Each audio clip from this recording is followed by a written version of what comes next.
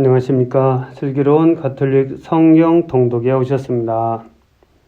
테살로니가 신자들에게 보낸 둘째 서간 2장을 읽을 차례입니다. 제가 1월부터 성경 통독을 시작을 해서 이제 9월이 되었으니까 8개월 정도를 했네요. 8개월 동안 꾸준히 성경 통독을 했습니다. 물론 깊이는 없지만 그래도 같이 성경을 한번 읽을 수 있었잖아요. 저는 신자들에게 이렇게라도 성경을 읽는 것은 대단히 도움이 된다고 생각을 해요. 물론 저 자신에게도 큰 도움이 되었습니다. 그래서 더 많은 분들이 성경을 볼 수 있었으면, 이 통독을 같이 들을 수 있었으면 하는 바람을 가지고 있는데, 여러 가지 상황들 때문에 제가 또 유명하지 않아서 더 많은 사람들이 함께하지 못하는 것은 좀 아쉽긴 해요. 그래도 여러분들이 구독과 좋아요 꼭 해주시고, 또 주변 다른 사람들에게도 좀 더 알려서 성경을 이렇게 좀 가볍게, 무겁지 않게, 헤비하지 않게, 라이트하게 접할 수 있으면 훨씬 더 좋겠다는 생각입니다. 그리고 좀 깊이 없는 설명이지만 들을만 하잖아요. 네. 감사합니다. 성부와 성자와 성령의 이름으로 아멘. 말씀은 바로 내 곁에 있고 내 입에 있고 내 마음에 있다. 주님, 성령의 빛으로 저희 눈을 여시어 주님의 길을 보게 하시고 저희 귀를 여시어 생명의 말씀을 듣게 하소서. 아멘.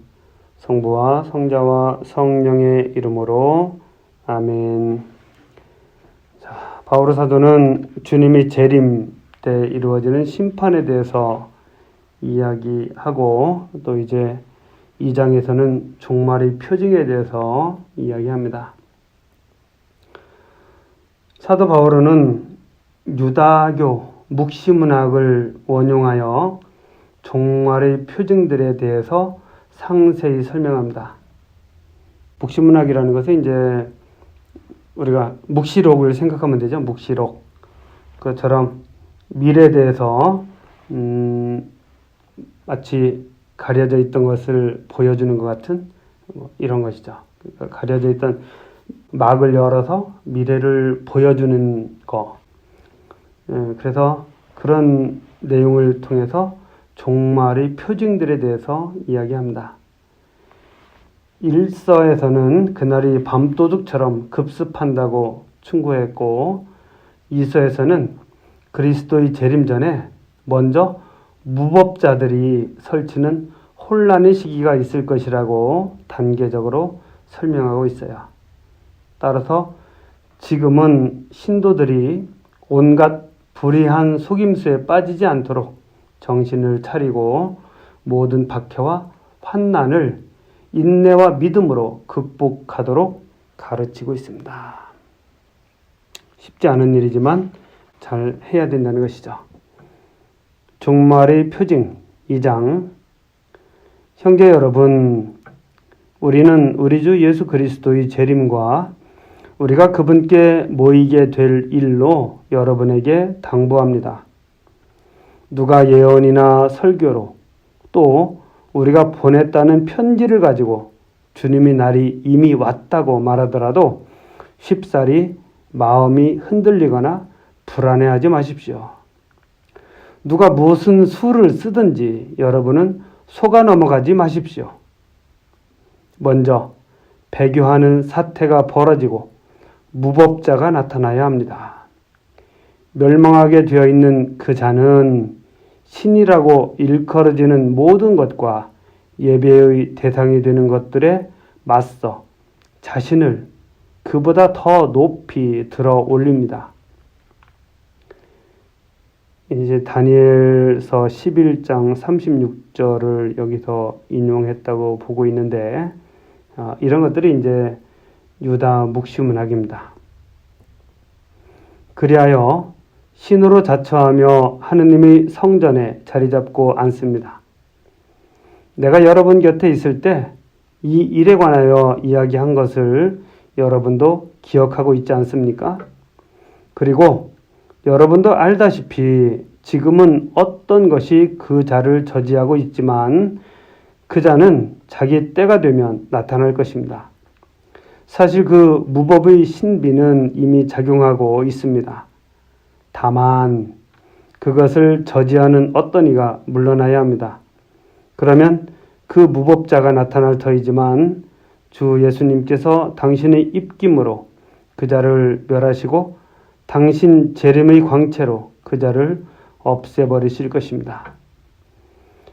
그 무법자가 오는 것은 사탄의 작용으로 그는 온갖 힘을 가지고 거짓 표징과 이적을 일으키며 멸망할 자들을 상대로 온갖 불의한 속임수를 쓸 것입니다.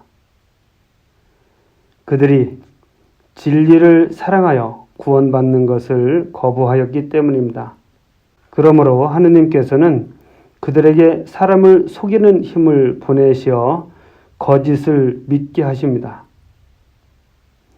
진리를 믿지 않고 불의를 좋아하는 자들이 모두 심판을 받게 하시려는 것입니다. 그래요. 보면 속임수와 거짓과 불의에 대해서 이야기하죠.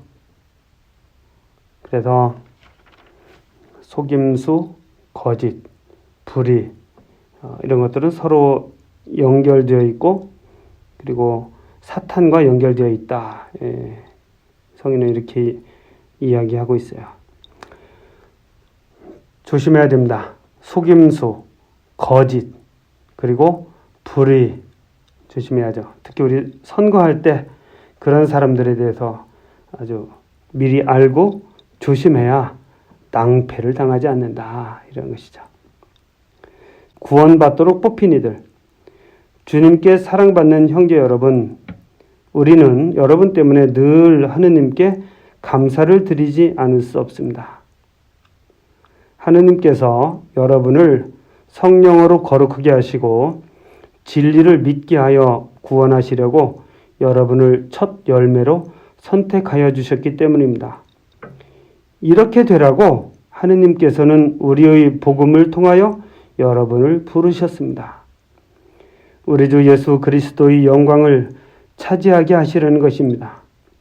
그러므로 이제 형제 여러분, 굳건히 서서 우리의 말이나 편지로 배운 전통을 굳게 지키십시오. 우리 주 예수 그리스도께서 친히 또 우리를 사랑하시고 당신의 은총으로 영원한 격려와 좋은 희망을 주신 하느님 우리 아버지께서 여러분의 마음을 격려하시고 여러분의 힘을 북돋으시어 온갖 좋은 일과 좋은 말을 하게 해주시기를 빕니다. 이제 앞에 있는 내용과는 좀 분위기가 다르죠. 주님께 사랑받는 형제 여러분 이렇게 이야기합니다. 3장 기도 요청. 끝으로 형제 여러분, 우리를 위하여 기도해 주십시오. 주님의 말씀이 여러분에게서처럼 빠르게 퍼져나가 찬양을 받고 우리가 고약하고 악한 사람들에게서 구출되도록 기도해 주십시오. 모든 사람이 믿음을 가지고 있지는 않기 때문입니다.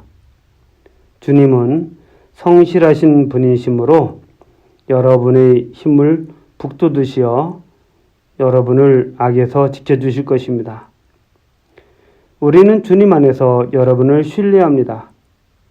우리가 지시하는 것들을 여러분이 실행하고 있고 앞으로도 실행하리라고 믿습니다.